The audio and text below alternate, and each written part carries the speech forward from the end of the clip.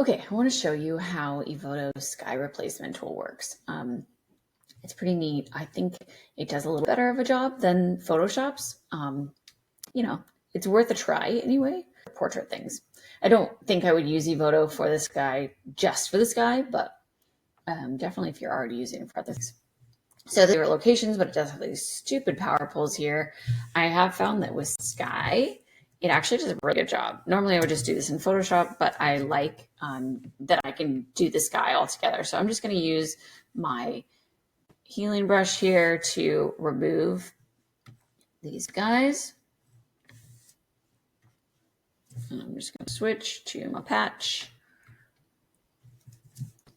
It's the exact same tools as Photoshop has, which is nice because then it's consistent, and if you're already familiar with Photoshop, then you know what's already in here.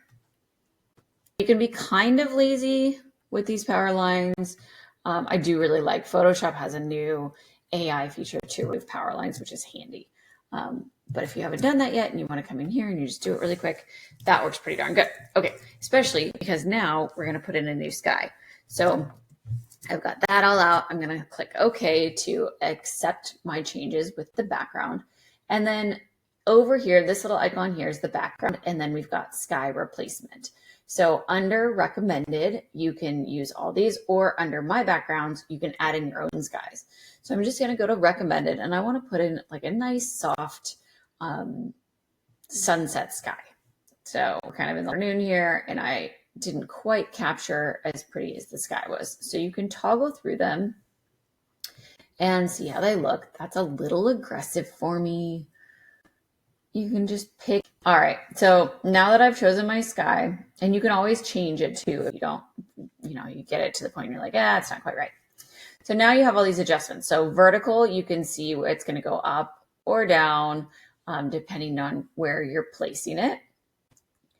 And then same thing with horizontal, it's going to go to the left or to the right. And in this case, my sun's coming from over here.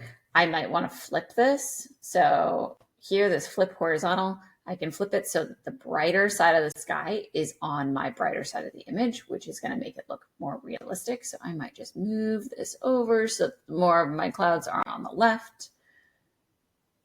And I'm going to bring them up a little bit. So you can really adjust where it is falling in your scene, which is kind of cool.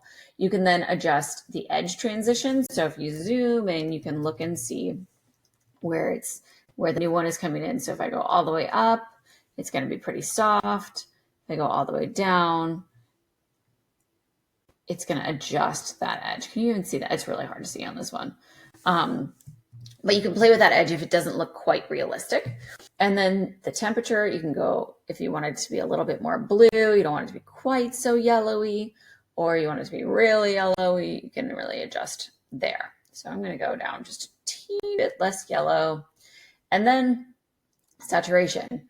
All of these things are adjustable. So I might drop that saturation a little bit, up the brightness so it's nice and bright, something like that. So you can really adjust it how you like it. I'm just going to bring a little bit more yellow out. Okay, now you can blur it. I don't generally blur it, but you can. And then here's the key, I think, is the opacity.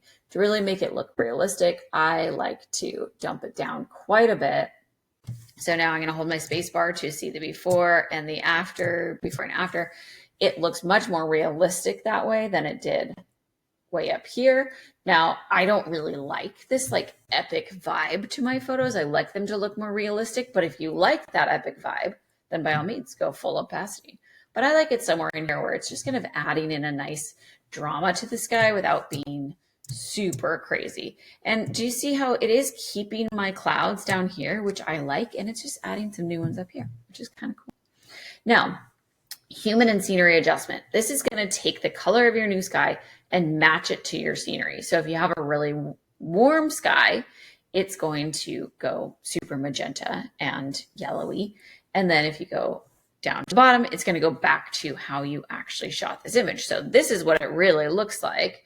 If I come somewhere in the middle here, it's going to blend those colors together nicely. So there's my before, there's my after, and you can see it's bringing in some of that magenta tone from the sky.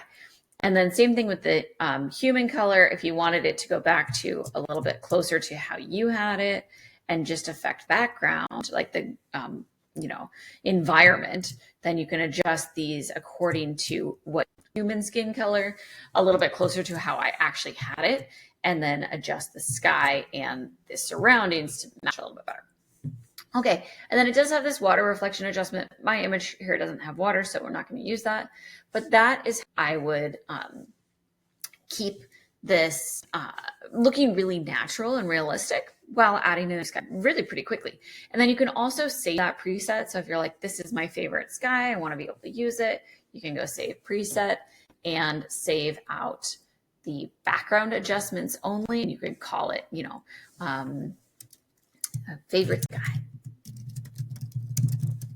And then you can use that on other images.